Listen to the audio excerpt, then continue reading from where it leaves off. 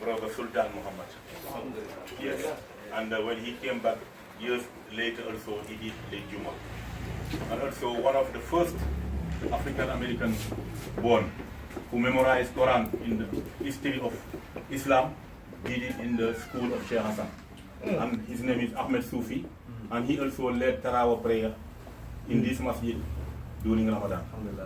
I need to get captured there because when we expand, Yeah. it's going to get a lot of attention, but we need to have that kind of history connecting us Alhamdulillah. in the building.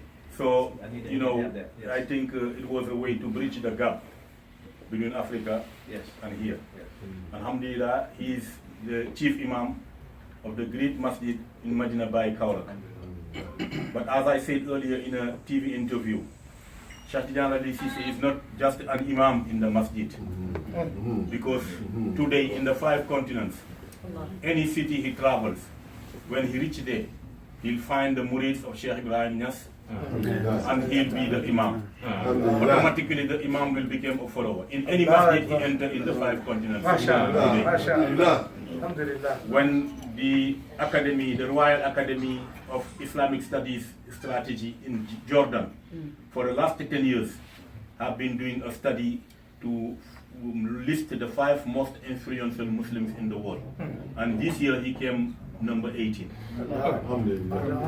And among those 17 before him, 13 of them are either head of states or politicians. But if you consider just Islamic scholar and leaders, he might be number 2 or number 3. Yes. That tells you the type of guest you have here today.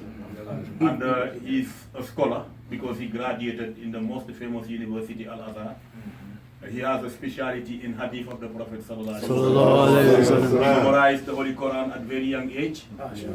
And since he became an imam, we know him as a humanitarian, conducting so many different work in order to help people to have a better conditions of living.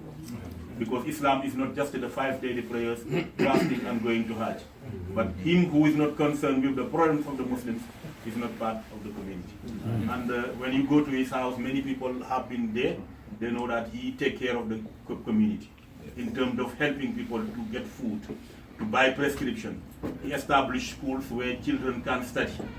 He was telling me last week in London that in 4 years' time, over 30 children memorized the Holy Quran in the school he has established. Allahu Akbar.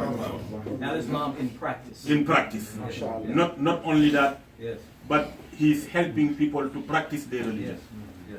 This year alone, he took over 55 brothers and sisters to Hajj from his own Allah. And every year, he helped Muslim brothers and sisters who cannot afford it to go to Hajj. The same way, he welcomed thousands of people. Very soon, in November 19, we'll be celebrating the Mawlud, the birthday of the Prophet. Thousands of people will be coming from all over the world, and he'll be hosting them. As a Muslim, if we go to Hajj, we book a place. We pay for our food. We pay for transport. Many brothers, when they get to the airport, they call him, he send his car to pick them up. The bosses will come from all over. He'll never ask nobody a dime to host them, to feed them, and to lead them in Salat and to teach them. And he is doing it solely for the sake of Allah. So we are very pleased to be here today. Mostly myself, who know the relationship between your leader, Waris Din Muhammad, and Shaykh Hassan Sisi. The last Islamic leader in America who met with Imam Shaykh Hassan Sisi was Waris Din Muhammad at the Drake Hotel in Chicago. He came with a brother and said, Sheikh, we're going to have breakfast today and we'll discuss 2 things, Islam and business. Say Islam, how to live the brotherhood, and business, what type of business can we establish in between African Americans here and our brothers in Africa. And it was a very, very, very nice meeting. Unfortunately, that was the last meeting by the will of Allah, but we'll never forget that meeting we have with him. May Allah be pleased with this. So we are very pleased to be here, and we thank you for your warm welcome and your hospitality. And on behalf of the Sheikh, we would like to extend an invitation to you to come and visit in Medina Bay.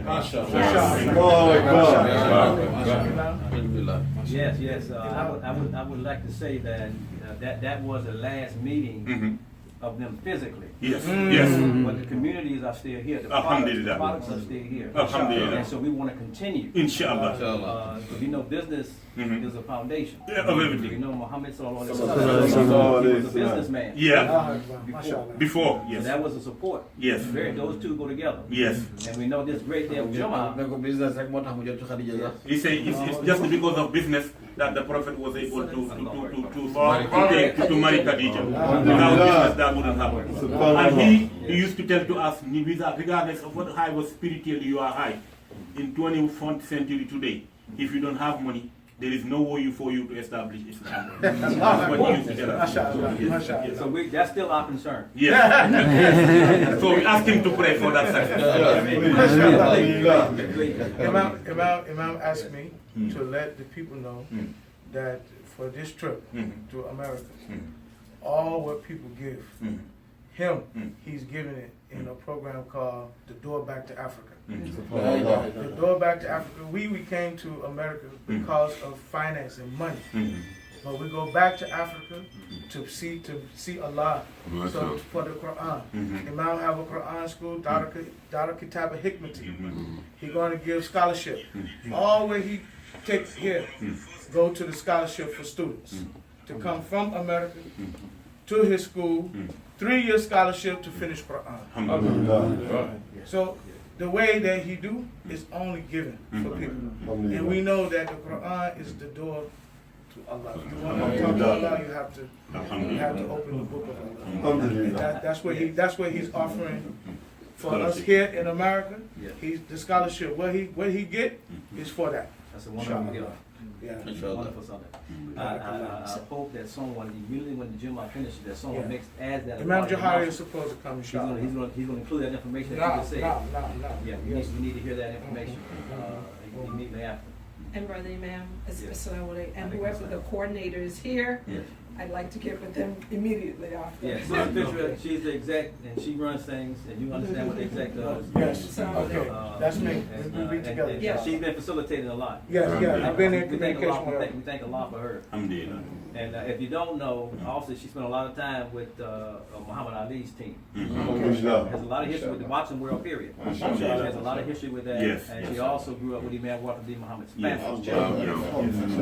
Together. She has a lot of strong. Her father was the first professional that joined the Honorary Elijah Muhammad in Chicago. Her father. So we thank Allah for her. Her daughter right now is an entertainer, a songwriter, and doing some wonderful works. I'm very grateful to her. And I understand that there's a few people here from California. So, Brother Imam, if you could just let them be aware of that. Excuse me. Thank you, my sister. Could you please? This is a conference that's being put on, and she's the director of this conference, From Dusk to Dawn. His legacy lives, Elijah Muhammad, and as a social reformer and liberator, but it's connecting what he did to help set the foundation for his son to bring in universal Islam, to go from the small circle of self and nationalism to the broader circle of oneness, humanity, and universal. This conference is going to give us that in a very beautiful way. Some don't know that history. Exactly. But it's going to come out. Exactly. Also going to come out in terms of exactly what he did to make sure. So this is going to be in California. This is the first time this has been done. The first time it's been done. And then no one, if we don't do it, no one else is going to do it and get it right. And get it right. And so we're doing this. To write your own story. Yes, exactly. Yes, indeed. So this was started by him 83 years ago, actually. 83. He came here 83 years ago, and then 81 years ago the community started. 81 years ago, and he put it in place for his son to transition it. It's Masjid Muhammad. It was billed as Muhammad Mosque, but Masjid Muhammad in America. There are more mosques in America named Masjid Muhammad than any place in the world. And that's because of his son, Imam Wafdi Muhammad. Did the job. The name Muhammad, his name was Elijah Poole at first. But Muhammad, what was embedded in this community 80 plus years ago was two things: the Quran and Muhammad, that name. So the Quran, he didn't know it, but he taught them to respect it to get ready for it. They had to hold up high. My uncle, he used to keep the Quran